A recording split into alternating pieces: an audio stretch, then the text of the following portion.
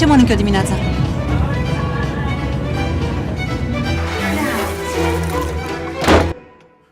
Ești cu Laura? Dar cu cine să fiu? Ești fetele?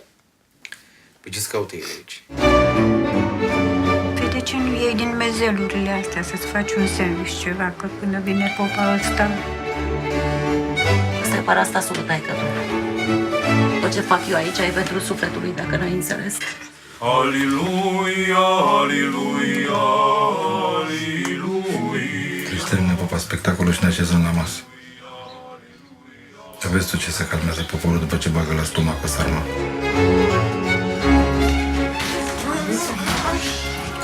Cum ai putut să fii muia așa? Ca prostii faci. Ei, mamă, dar n-am făcut nimic. Gata, termină. Băi, ce măsură de căcat de astea.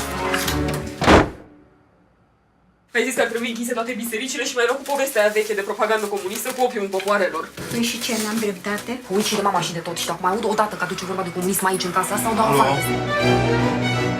Ia zi, Toni, pe la urmă cum e? Cu ce? E sau nu e muia Twitter? Mă, eu n-am fost ușă de biserică, că de mai greșește omul. Păi dacă te interesează așa de mult familia, de ce umbli pe la alte femei?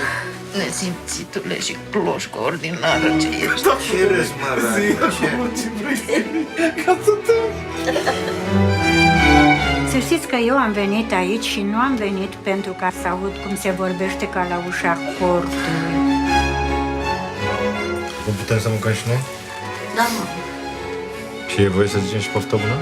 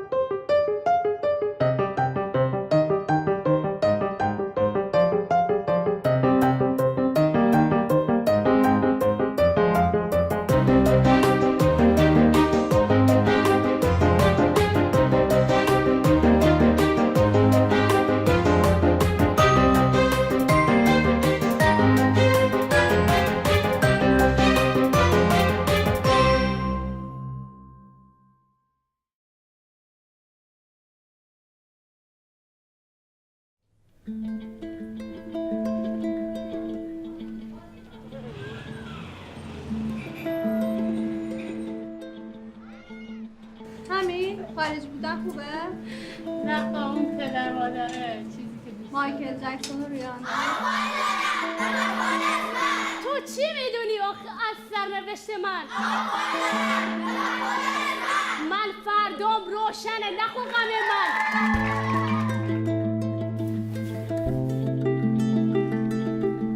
I'm rapper. I'm a rapper.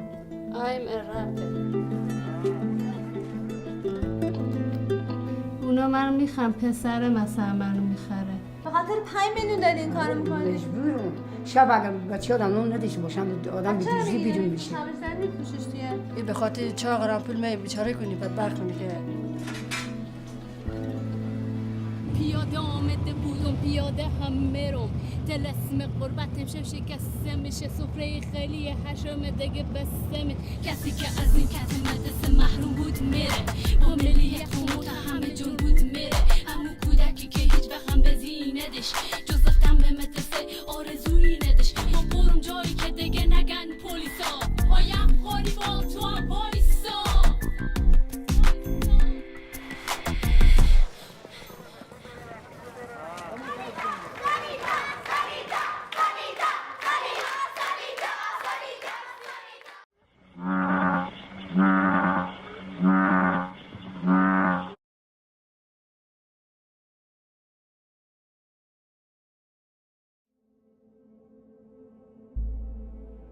We communicate who we are through clothing. It is fundamentally a part of what we wish to communicate about ourselves. We used to have a system, a fashion system. That has absolutely nothing to do with the fashion industry today. It has been reinvented. It's based on materialism. The problem is that comes at a really high price.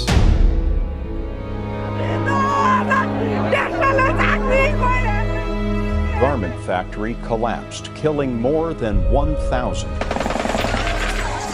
clashes between clothes factory workers and riot police in Cambodia. Last November, 112 people were killed in another major factory fire. 30,000 Chinese workers have been on strike. Garment workers in Bangladesh paying the price for cheap clothing. Well, the promise of globalization was that it was going to be a win-win, that consumers in the rich world would get cheaper goods and people in the poorer parts of the world would get jobs, and that those jobs would give them an opportunity to work their way out of poverty. This enormous, rapacious industry that is generating so much profit, why is it that it is unable to support millions of its workers properly? The actual business model is completely unsustainable. Unless you change that model, you can't change anything. When everything is concentrated on making profits, what you see is that human rights, the environment, workers' rights get lost. My God, we can do better than this.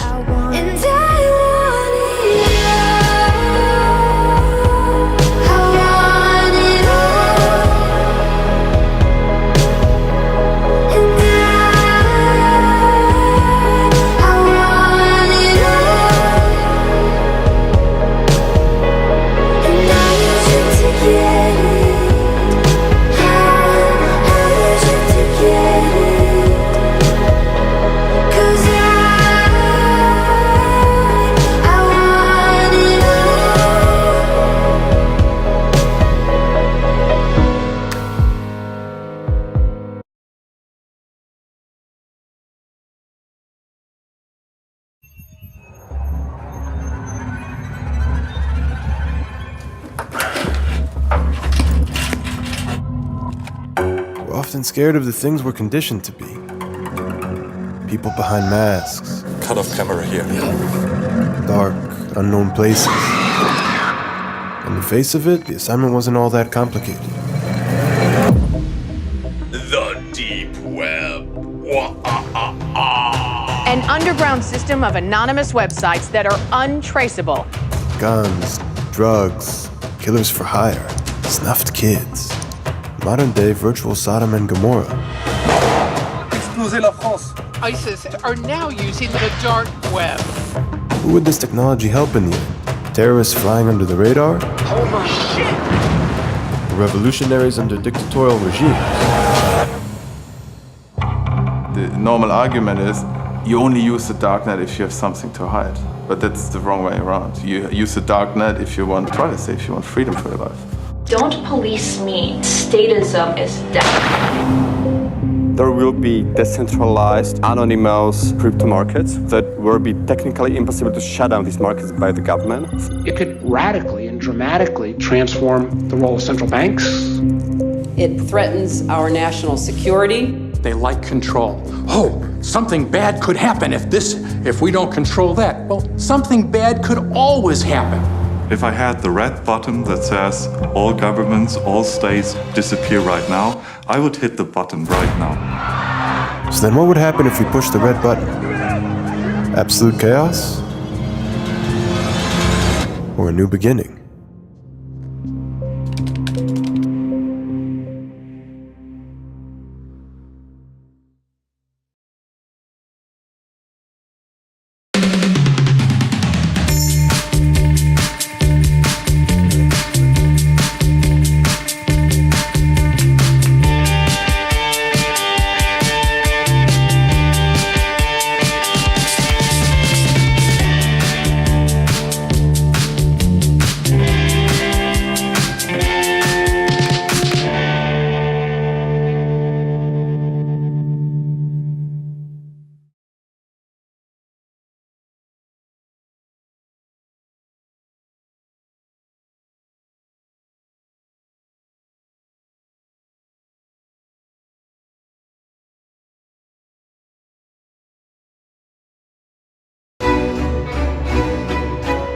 Ce mănânc eu dimineața?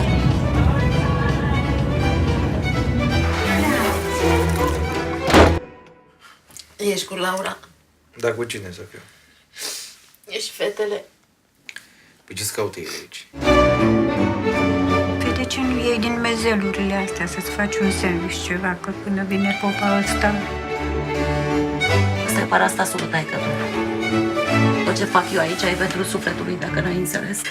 Aleluia, aleluia, aleluia. Deci termină, papa, spectacolul și ne așezăm la masă. Dar vezi tu ce se calmează poporul după ce bagă la stomac o sarma.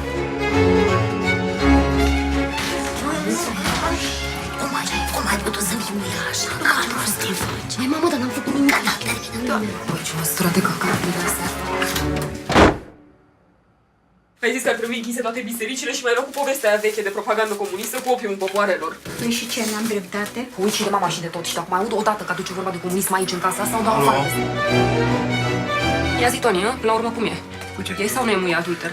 Mă, eu n-am fost ușă de biserică, că de mai greșește omul. Păi dacă te interesează așa de mult familia, de ce umbli pe la alte femei? Nesimțitule și cloșcă ordinară ce ești. Ce râs, mă,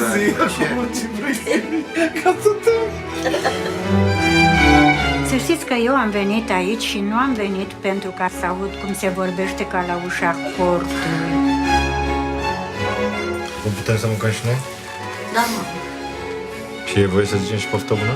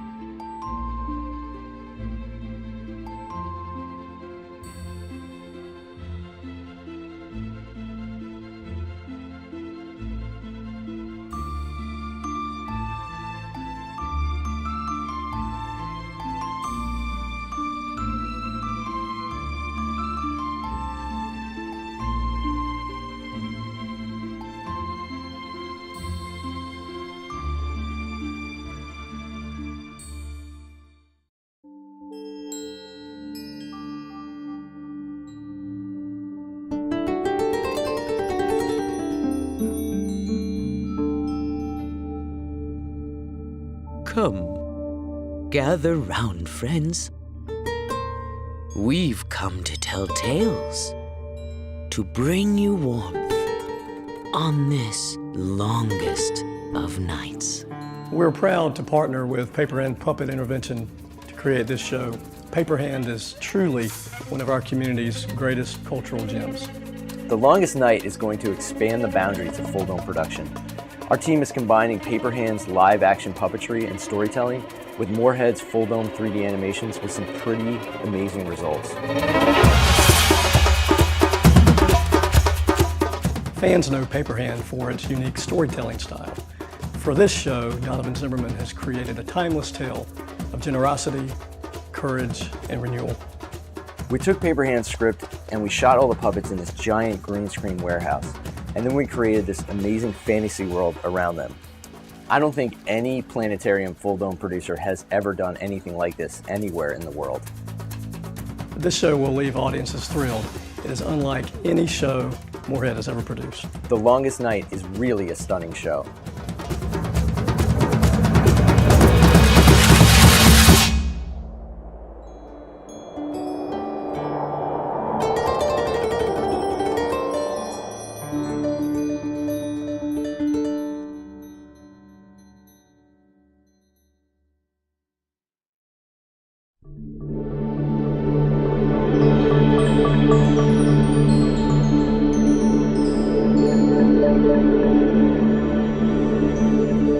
Welcome to Rome, the Eternal City, and a living museum of civilizations past and present.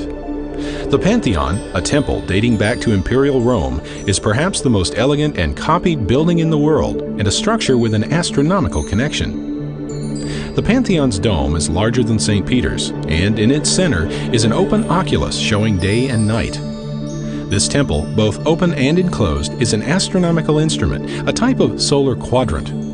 As the sun moves westward across the sky, the sun's light moves across the dome walls, like sunlight streaming through a porthole. The moving image tells both the time of day and the season of the year. The Pantheon was dedicated to the 7 planetary divinities: Jupiter, Saturn, Mercury, Venus, Mars, the Sun, and Moon, the 7 most important celestial objects in the ancient sky. The Pantheon's design required the collective wisdom of many ancient astronomers. We have sent reporters throughout the Mediterranean basin to identify and honor 7 of these amazing astronomers.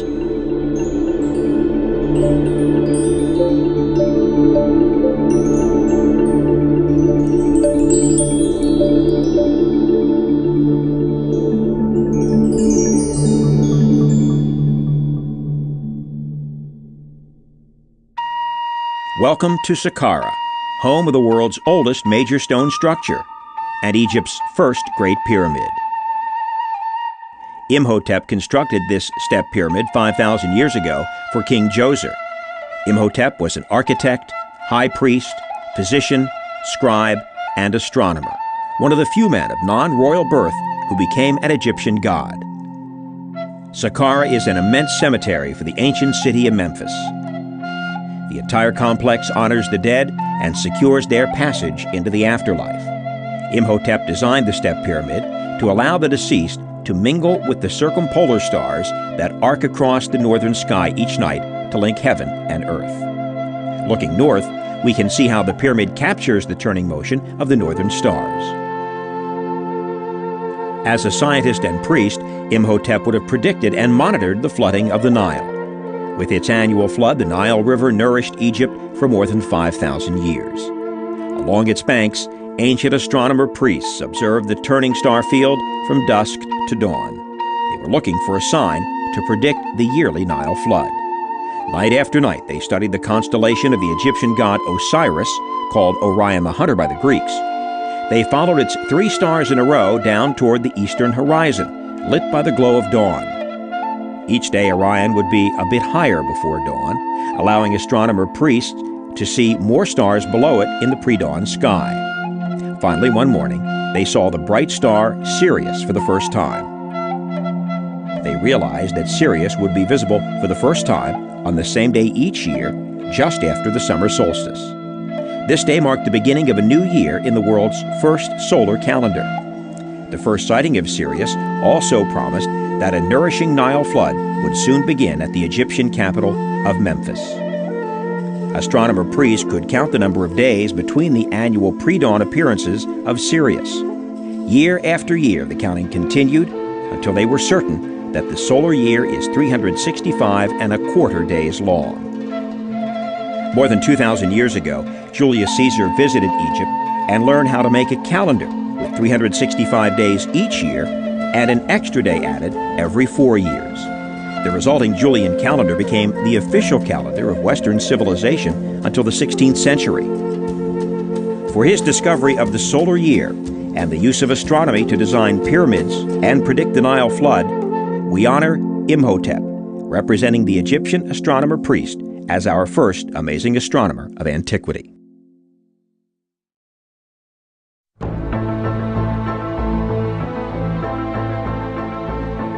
Welcome to modern Tunis, site of ancient Carthage and home of our second amazing astronomer, the Phoenician mariner. Phoenician sailors from the city of Tyre founded Carthage almost 3,000 years ago. Carthage soon became the commercial center of the Western Mediterranean, a position it retained until it was destroyed by Rome. With its capable merchant marine and naval fleet, Carthage controlled the passage between North Africa and the island of Sicily. But its sailors explored far beyond these waters.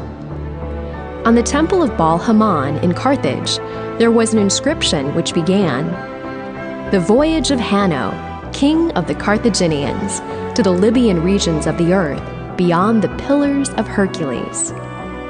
The text goes on to describe Hanno's journey through the Strait of Gibraltar, known at the time as the Pillars of Hercules, and along the west coast of Africa around Cape Verde and perhaps to the equator.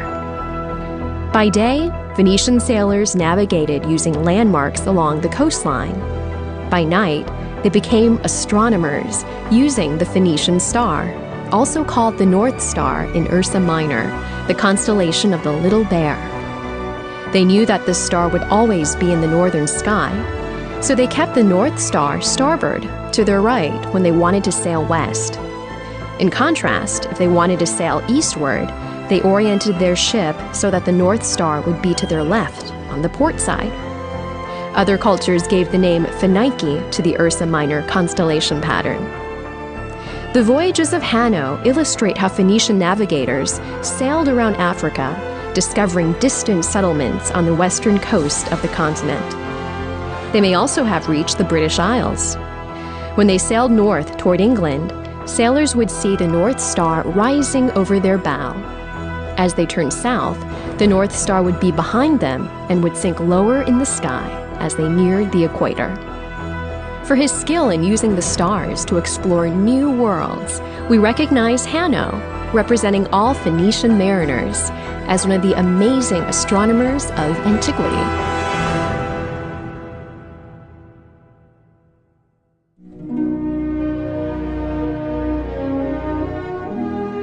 Welcome to the modern Bibliotheca Alexandrina, a modern library and cultural center on the Mediterranean Sea at the mouth of the Nile River. This library was built on the site of the ancient Royal Library of Alexandria. At the time of Imperial Rome, this library was the largest in the world with an estimated 500,000 scrolls. The works of Aristarchus of Samos, our next amazing astronomer, were archived here. Aristarchus was the first scientist to explain both the Egyptian solar calendar and the role of the pole star in navigation. Aristarchus knew that the Earth was a sphere, a curved globe rather than a flat plane. Although his maps showed little beyond the lands surrounding the Mediterranean, he believed that his world was part of a giant turning globe. To understand Aristarchus's explanation, imagine we could observe the stars from inside the Earth, seeing the constellations through the ghosted continents. The pole star lies directly over the Earth's north pole. Slowly, the Earth turns eastward, and we see that the Earth's north pole does not move, and the pole star does not move either.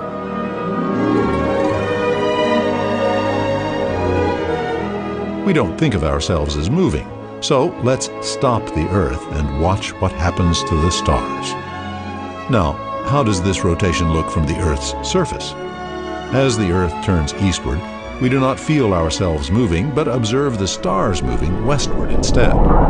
The fixed stars seem to circle Polaris as the Earth turns under them. Facing eastward, we can see stars seeming to rise along the eastern horizon. Stars seem to set along the western horizon. The Earth's rotation also causes the Moon and planets to move westward with the star field. This turning of the Earth also results in the Sun rising in the east and setting in the west, bringing day and night to the planet.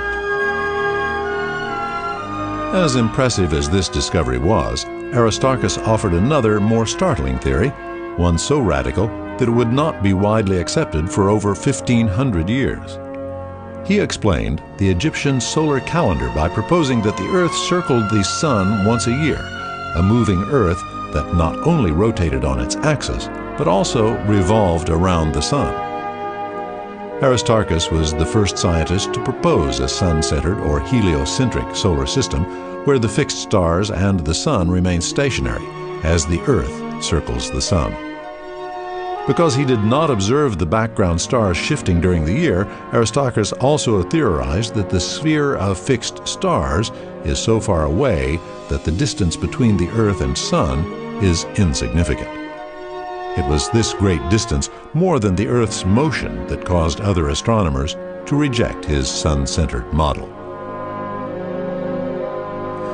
For his understanding of moon phases and the rotation and revolution of the Earth, Aristarchus is our next amazing astronomer of antiquity.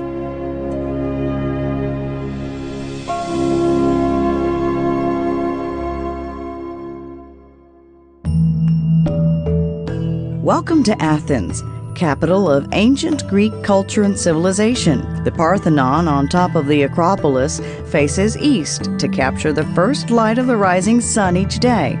Aristotle, our next honoree, came to Athens to attend Plato's School of Philosophy when he was 17 and became Plato's most favored pupil. His training focused on philosophical speculation rather than direct observation. Aristotle argued that the universe must be spherical and finite with the Earth at its center. Since he did not observe the stars moving, he concluded that the Earth cannot be moving and that the moving Sun, Moon, and planets must be circling a fixed Earth. Aristotle believed that each planet followed a path created by a certain number of heavenly spheres, a theory that required more and more spheres to explain the observed motions of each planet. Aristotle's spheres had a profound influence on medieval scholars who used them to interpret and support Christian theology. Unfortunately, Aristotle's assumed truths kept scientists from considering the simple and accurate experimental model of Aristarchus. Nevertheless, Aristotle was an amazing astronomer because his questions stimulated our quest to understand the structure of the universe, a quest that continues today.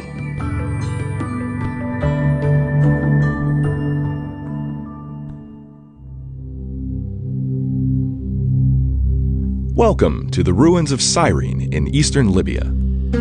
Eratosthenes, our fifth amazing astronomer, was born in Cyrene when it was an influential and wealthy Greek colony in North Africa. Founded over 2,500 years ago, Cyrene was one of the principal cities of ancient Greek culture. Its Temple of Zeus is the largest outside of Athens. He compared observations of sun shadows made at Alexandria with observations made at Aswan, the first cataract of the Nile River. Aswan is almost due south of Alexandria and is very close to the Tropic of Cancer. Eratosthenes knew that the sun is almost directly overhead at noon in Aswan on the summer solstice, the longest day of the year when the sun is highest in the sky. When the sun is straight up, vertical objects cast no shadow and the sun's light can reach the bottom of a vertical well. On the same day in Alexandria, the sun is not quite overhead at noon. Objects cast small shadows. Eratosthenes measured the angle of this shadow and realized that this angle was the angular distance between Alexandria and Aswan on a great circle of the Earth. Eratosthenes realized that the distance around the Earth was just over 50 times the distance from Aswan to Alexandria. In this manner, Eratosthenes makes a very accurate calculation for the circumference of the Earth. Eratosthenes also observed lunar eclipses and saw the shadow of the Earth on the Moon. From this image, he determined the Moon's diameter is about 1/4 of Earth's. For his measurement of the true sizes of the Earth and Moon, Eratosthenes is our next amazing astronomer of antiquity.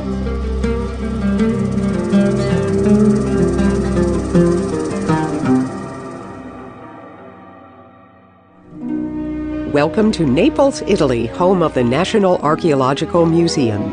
Inside is a Greek sculpture of the god Atlas carrying a globe on his shoulder. It is not an Earth globe, but a globe of the star field. This very accurate celestial globe is probably based on the star map of Hipparchus, our next amazing astronomer. We can imagine this celestial globe all around us. The constellations mapped by Hipparchus cover all of the sky that could be seen from the Mediterranean.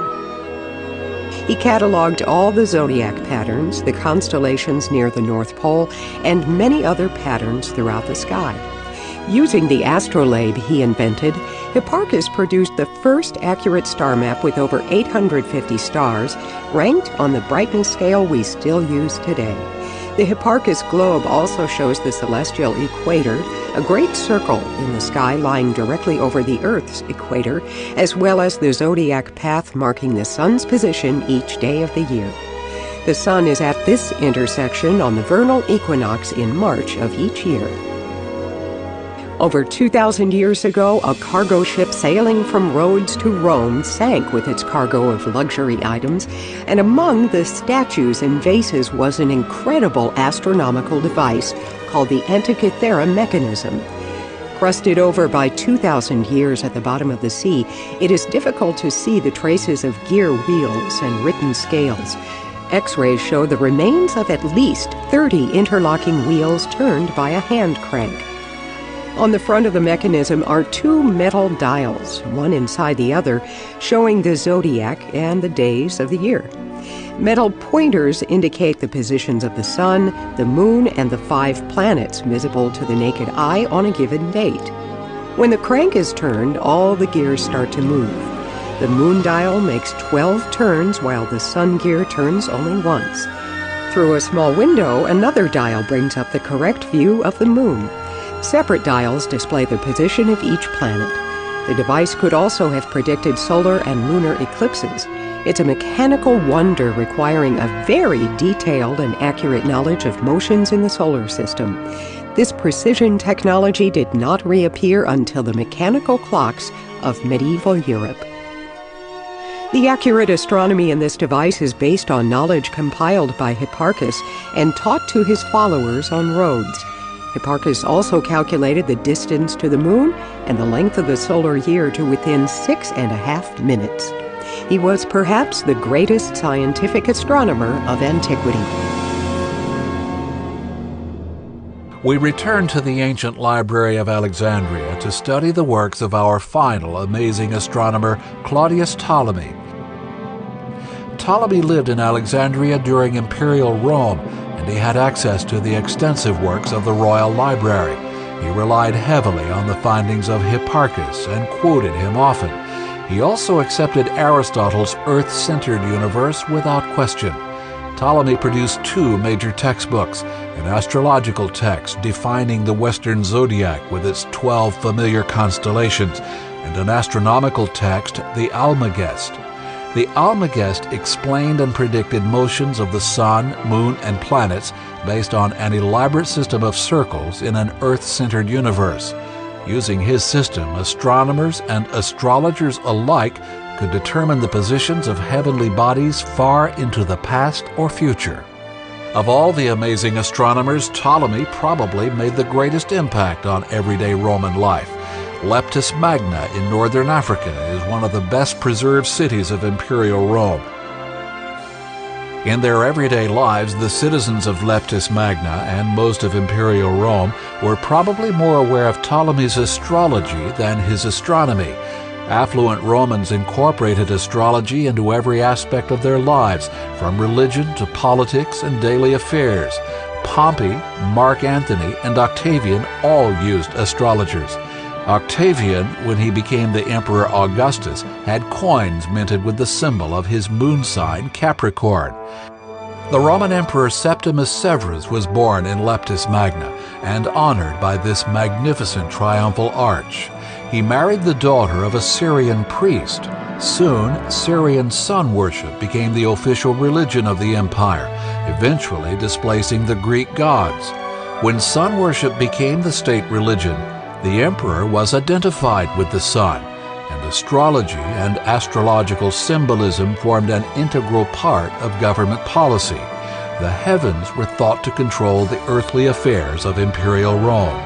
For collecting and synthesizing the astronomy and astrology knowledge, Claudius Ptolemy has perhaps played the greatest role in reaching the public and in preserving the discoveries of the amazing astronomers of antiquity.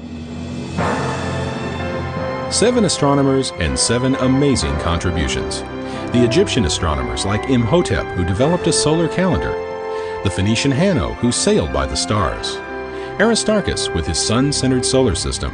The philosopher Aristotle. Eratosthenes, who measured the Earth's size. Hipparchus with his eclipse tables and star maps. And the astronomy writings of Claudius Ptolemy. Their legacy would extend through the Dark Ages to the present. At the museum's George Observatory, visitors enjoy a beautiful starry night, almost as dark and clear as the heavens of antiquity, with star patterns and motions unchanged in thousands of years.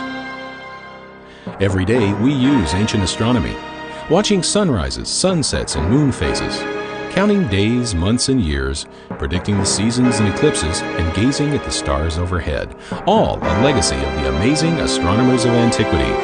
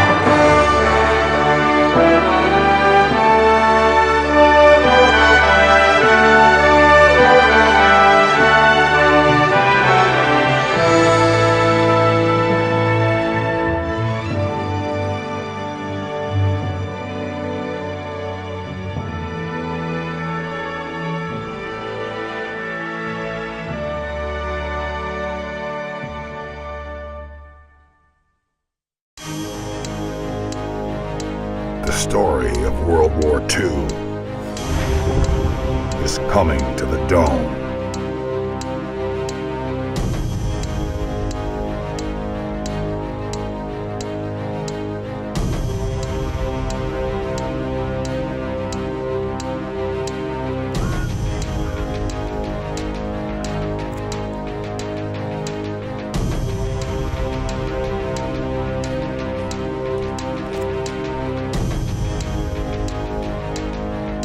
Action-packed, full-dome documentary that combines informative overviews of the battlefield with cinematic battle scenes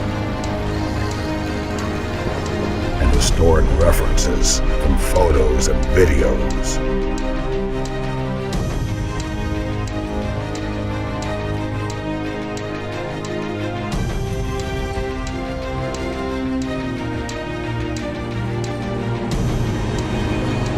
This story will put you right in the middle of World War II's biggest battles.